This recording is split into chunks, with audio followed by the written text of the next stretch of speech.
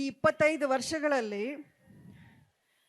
Challenging star ಅಂದರೆ ಬರೀ ಅವರು ಬೇರೆಯವ್ರನ್ನ ಚಾಲೆಂಜ್ ಮಾಡಿದ್ದಲ್ಲ, ಅವ್ರ ಲೈಫಲ್ಲಿ ಎಷ್ಟು ಸವಾಲುಗಳನ್ನು ಎದುರಿಸಿ ಈ ಒಂದು 25 ವರ್ಷಗಳ ಒಂದು ಸಾಧನೆ ಅಂತ ಇವತ್ತು ಏನು ನಿಂತ್ಕೊಂಡಿದ್ದಾರೆ. ಅದರ ಹಿಂದೆ ಎಷ್ಟು ಕಷ್ಟ, ಎಷ್ಟು ಶ್ರಮ, ಎಷ್ಟು ಪ್ರೀತಿಯನ್ನು ಅವರು ಗಳಿಸಿದ್ದಾರೆ ಅಭಿಮಾನಿಗಳ ಹತ್ರ ಅನ್ನೋದನ್ನ ಎಂದಿಗೂ ಮರೆಯೋಕ್ಕೆ ಸಾಧ್ಯ ಇಲ್ಲ. ನಿಜಕ್ಕೂ ಒಬ್ಬರ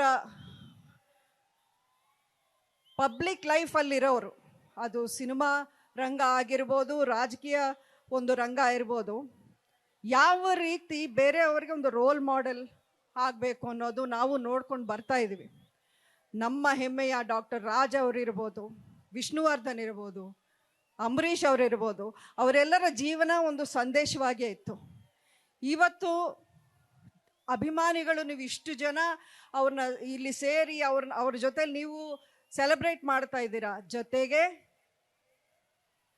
ಅವರ ಜೀವನದಲ್ಲಿ, ದರ್ಶನ್ ಜೀವನದಲ್ಲಿ ಯಾವ ರೀತಿ ಅವರು ಕಷ್ಟಪಟ್ಟು ಇವತ್ತು ಈ ಎತ್ತರಕ್ಕೆ ಅವರು ಬೆಳೆದಿದ್ದಾರೆ ಅನ್ನೋದನ್ನ ನೀವು ಯಾವತ್ತೂ ಮರೆಯಬಾರದು.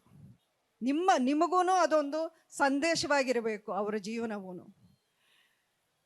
ನಿನ್ನೆ ನಾನು ಹುಟ್ಟುಹಬ್ಬದ ಸಂದರ್ಭದಲ್ಲಿ ಒಂದಷ್ಟು ಟಿ ವಿ ಇದರಲ್ಲಿ ನಾನು ನೋಡ್ತಾ ಇದ್ದೆ.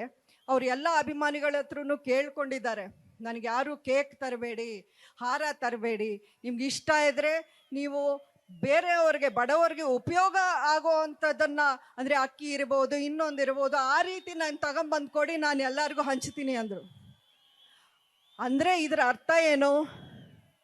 ಅದನ್ನು ಬೇರೆಯವ್ರು ತಂದು ಕೊಟ್ಟರೆ ಮಾತ್ರ ದರ್ಶನ್ ಅದನ್ನು ಹಂಚಬೇಕು ಅಂತ ಏನಿಲ್ಲ. ದರ್ಶನ್ ತಾನಾಗೆ ಮಾಡ್ತಾರೆ ಅದನ್ನೆಲ್ಲ. ಬಟ್ ನಿಮಗೂ ಅದೇ ಅಭ್ಯಾಸ ಆಗಬೇಕು ಅನ್ನೋ ಒಂದು ಉದ್ದೇಶಕ್ಕೆ ಮಾತ್ರ ಅದನ್ನು ಮಾಡ್ತಾ ಇರೋದು. ಅದಕ್ಕಿಂತ ಇನ್ನೇನು ಬೇಕು?